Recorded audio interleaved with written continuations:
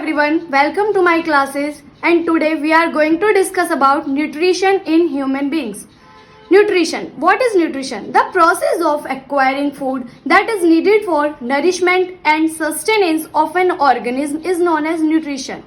Or we can say that intake of various nutrients in a diet is known as nutrition. For example, there are various nutrients which we used to take through our diets, that is vitamins, proteins, carbohydrates, fats, minerals, food, roughage, etc. So basically there are 5 types of main nutrients which used to give us energy. और वो nutrients हैं vitamins, proteins, fats, carbohydrates and minerals. So being more complex body structure in human beings, humans have a very complicated nutrition system, or we can say that humans have very complicated digestive system. Now what is digestive system? So the digestive system is responsible for the digestion of food, or we can say that the system which is responsible for digestion of food is known as digestive system. So देखिए, अब हमारी body में बहुत सारे organs एक साथ work करते हैं. अब वो organs for example eyes, mouth, hands, legs, there are various organs which works together in our body. But those organs which are included for the digestion of food, that constitute our digestive system. सारे organs तो अब digestion में help नहीं कर सकते, तो वही organs जो डाइजेशन में हेल्प करते हैं उन्हीं को क्या करते हैं, हम इंक्लूड करते हैं डाइजेस्टिव सिस्टम में. और ये डाइजेस्टिव सिस्टम एक एलिमेंट्री कैनाल के थ्रू क्या करता है, अपने आप को डाइजेशन कंप्लीट होता है एलिमेंट्री कैनाल के through. Alimentary canal is constitute by various organs together. Now we will talk about alimentary canal. So alimentary canal in humans is a long tube of varying diameter. It starts with mouth and ends with anus. And there are various parts in between mouth and anus which constitute a human alimentary canal. So we will discuss about each and every part one by one. First one is mouth. Mouth is also known as buccal cavity. Buccal cavity. So mouth is responsible for the intake of food, or we can say that opening of alimentary canal helps in ingestion of food. So mouth क्या है, opening है alimentary canal की, which is responsible for the ingestion of food. Next part of alimentary canal after mouth is esophagus. Esophagus is also known as food pipe. So students, the most important thing which you have to keep in mind is कि food pipe के साथ साथ यहाँ एक और pipe होता है, क्योंकि आप माउथ से सिर्फ फूड ही नहीं, क्या एयर भी क्या करते हैं, इनटेक करते हैं. अब आप बोलेंगे कि नहीं, हम तो नोज से करते हैं एयर को इनटेक. जी नहीं, आप कुछ एयर अपने माउथ से भी क्या करते हैं, अपने अंदर लेते हैं. तो यहाँ पे क्या होता है, फूड पाइप से एक और पाइप अटैच होता है जिसको हम बोलते हैं wind pipe. Wind pipe. So we can say that food pipe और oesophagus is behind the wind pipe. कि क्या होता है, आपका फूड पाइप जो होगा वो किसके पीछे होगा, विंड पाइप के. विंड पाइप आगे होता है आपके, जो अटैच है माउथ से, और फिर क्या होता है आपका फूड पाइप. अब इसोफेगस जो आपका फूड लेता है माउथ से, जो माउथ में स्वेलोड फूड है वो कहाँ पास किया जाता है, that swallowed food passes into the oesophagus. अब एक और इम्पोर्टेंट पॉइंट आता है यहाँ पे, वो क्या है, पेरिस्टाल्टिक मूवमेंट. पेरिस्टाल्टिक मूवमेंट, ये मूवमेंट इसोफेगस में होता है जब फूड क्या किया जाता है, पास किया जाता है इसोफेगस से स्टमक में. स्टमक में इसोफेगस के द्वारा फूड को पास किया जाता है, और वो किस मूवमेंट के थ्रू होगा, उसको बोलते हैं peristaltic movement. And this process is known as peristalsis. So peristalsis is a constant wave-like movement of the alimentary canal right from the esophagus to the small intestine. ये जो पेरिस्टालसिस होता है ये फूड का मूवमेंट होता है जिसमें क्या होता है, फूड रिलैक्सेशन एंड कॉन्ट्रैक्शन होता है फूड का. फॉर एग्जाम्पल ये ईसोफेगस है, तो जैसे जैसे फूड पास होगा ये क्या होगा, कॉन्ट्रैक्शन. क्या होगा इसमें, contraction.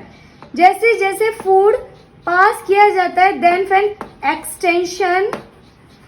So this kind of movement through contraction and extension is known as peristalsis movement. Now the question arises is that कि क्या कोई ऐसा मैकेनिज्म है जो ये इंश्योर करे कि जो फूड हम इनटेक कर रहे हैं वो फूड पाइप में ना जाए या विंड पाइप में चला जाए, तो सिर्फ फूड जो है वो फूड पाइप में ही जाए. क्या कोई ऐसा मैकेनिज्म है? तो answer will be yes, there is a mechanism. और वो किसके थ्रू होता है, उसको हम बोलते हैं एपिग्लोटिस. क्या होता है वो, epiglottis. Epiglottis is a part, यहां एपिग्लोटिस प्रेजेंट होता है, माउथ से अटैच ये पार्ट होता है यहाँ पे एपिग्लोटिस, जो ये इंश्योर करता है कि जो हम फूड इनटेक कर रहे हैं वो फूड पाइप में ही जाए, ना कि विंड पाइप में. So this epiglottis ensures that the food we take will move into the food pipe only. Next organ in alimentary canal after esophagus is stomach.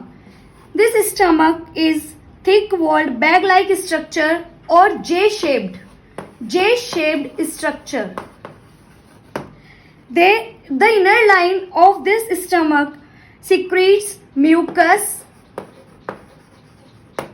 HCl and various digestive enzymes. Digestive enzymes are secreted by stomach. So this stomach is located on the left side in the upper abdomen, and this stomach receives food from esophagus. The longest part of the alimentary canal in humans is small intestine. This small intestine is approx 6 meter long. इसका जो size होता है human beings में वो 6 metre long होता है, और ये सबसे बड़ा पार्ट होता है एलिमेंट्री कैनाल का, जिसका नाम है स्मॉल इंटेस्टाइन. अब अगर आपको नाम से लगेगा तो आप सोचोगे कि इसका नाम तो स्मॉल इंटेस्टाइन है, तो ये क्या होनी चाहिए, छोटी होनी चाहिए. नहीं, ये क्या होती है, सबसे बड़ी पार्ट होती है एलिमेंट्री कैनाल का. इसका नाम स्मॉल इंटेस्टाइन इसलिए है बिकॉज ऑफ इट्स विड्थ, क्योंकि ये क्या है, विड्थ में छोटी होती है as compared to large intestine. जबकि लार्ज इंटेस्टाइन क्या होती है, विड्थ में बड़ी होती है, इसीलिए लार्ज इंटेस्टाइन को लार्ज इंटेस्टाइन बोला है because of its width, and this is known as small intestine because of its width, क्योंकि इसकी विड्थ क्या है, छोटी है, और इसकी विड्थ क्या है, बड़ी है, तो इसलिए इनका नाम जो है लार्ज एंड स्मॉल है, not on the basis of their size. तो अगर हम बात करें 6 मीटर लॉन्ग होती है small intestine and approx 1 metre long होती है लार्ज इंटेस्टाइन, तो एक पूरा जो पाथ होता है फूड का एलिमेंट्री कैनाल में वो अप्रोक्स 9 मीटर का होता है. फूड ट्रेवल करता है approx 9 metre in alimentary canal, and large intestine is 1 metre long. It has 2 regions, colon and rectum. Colon and rectum. The region of large intestine after ileum is called colon, and while the last part, this part is known as rectum. This rectum opens outside in anus. Anus is a part from where waste material is excreted out of the body, or we can say that undigested food is excreted out of the body. Now let us talk about small intestine in detail. Small intestine contains 3 parts. First part is duodenum region, which follows stomach. Then middle part is jejunum, and ileum is a later region which continues further into the large intestine. So, small intestine has three parts. First part is duodenum, second is jejunum, and third one is ileum. The internal surface of the small intestine is folded into finger-like projections of finger-like structures known as villi. These villi absorbs digested food in small intestine, and the common ducts or pancreas. The secretion of these ducts are also absorbed by the small intestine, or the enzymes which are secreted by liver or pancreas are also absorbed in small intestine. Or we can say that most of the chemical digestion and absorption of food takes place in the small intestine only. One more organ in alimentary canal is this part. This is known as appendix. At the base of ascending colon, a small finger-like outgrowth is seen. This is known as appendix. Particular appendix का role जो है या function हम alimentary canal में अगर बात करें तो वो नॉन अभी तक नहीं है. इसीलिए कभी कभी अगर ये जो एलिमेंट्री कैनाल में ये जो पार्ट प्रेजेंट है अपेंडिक्स, इसको क्या किया जाता है, अगर ये प्रॉब्लम क्रिएट कर देता है ह्यूमन बॉडी में तो इसको ऑपरेट करके भी इसको रिमूव भी कर दिया जाता है. सो स्टूडेंट्स, हमने बात करी कि कौन कौन से ऑर्गन्स हैं जो क्या बनाते हैं, एक एलिमेंट्री कैनाल को बनाते हैं या ह्यूमन डाइजेस्टिव सिस्टम में इम्पोर्टेंट रोल प्ले करते हैं, जिसमें कि हमने क्या पढ़ा, mouth, oesophagus, stomach, small intestine, large intestine and anus. तो अदर देन दीज ऑर्गन्स एक और ऑर्गन है जो क्या करता है, इम्पोर्टेंट रोल प्ले करता है ह्यूमन एलिमेंट्री कैनाल में, जिसका नाम है स्पिंक्टर्स. स्पिंक्टर्स, ये जो स्पिंक्टर्स होते हैं ये बहुत सारे प्रेजेंट होते हैं एक गट में, जिसको हम बोलते हैं gut. Alimentary canal is also known as gut. तो ये जो स्पिंक्टर्स होते हैं they are circular muscular structures which control the movement of substances through them. ये क्या होता है, नॉर्मली बंद रहते हैं जब फूड को क्या होना होता है, पास होना होता है, और द फूड रिक्वायरमेंट होती है मूवमेंट की फूड को, तो वो क्या करते हैं, ओपन हो जाते हैं. जैसे कि स्पिंक्टर्स क्या होते हैं, अलग अलग जगह पे प्रेजेंट होते हैं एलिमेंट्री कैनाल में. अगर हम बात करें तो ईसोफेगस में प्रेजेंट होते हैं, स्टमक में प्रेजेंट होते हैं. जो स्टमक होता है उसमें डाइजेशन के लिए फूड क्या होता है, 3 to 4 आवर्स के लिए स्टोर्ड रहता है.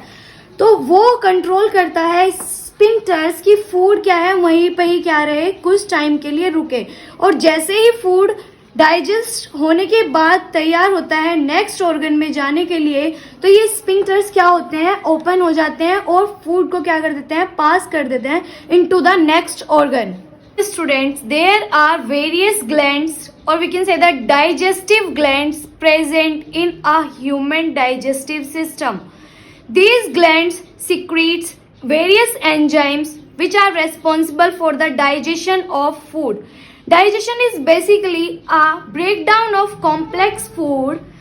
This complex food is break down into simplest molecules which are easily absorbed by our body.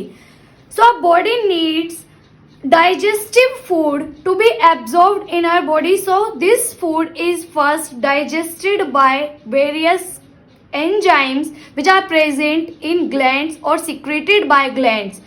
So the first gland for the digestion of this food is salivary glands. These salivary glands are present in our mouth which secretes saliva, and this saliva contains salivary amylase enzyme. Salivary amylase enzyme. This salivary amylase enzyme break down carbohydrates into simplest form that is known as maltose. The simplest form of starch or carbohydrates is maltose. So the absorbable form of carbohydrate is maltose. The food absorbed by our body is in the form of maltose. Then the next gland is liver. This liver secretes greenish yellow juicy substance known as bile. Bile is secreted by liver. This bile is temporarily stored in our bile gallbladder before it is sent to small intestine. Temporarily ये क्या रहता है, store रहेगा gall bladder में, जो कि part है liver का, और फिर ये क्या कर दिया जाएगा, पास कर दिया जाएगा स्मॉल इंटेस्टाइन में through bile ducts. Various bile ducts are present in liver so that the passage of liver or the secretion of liver can be maintained by these bile ducts. Important gland in digestive system is pancreas. This pancreas is flat pear-shaped structure which is located behind the stomach. And this pancreas secrete three types of enzymes. Three types of enzymes are secreted by pancreas, that is pancreatic amylase,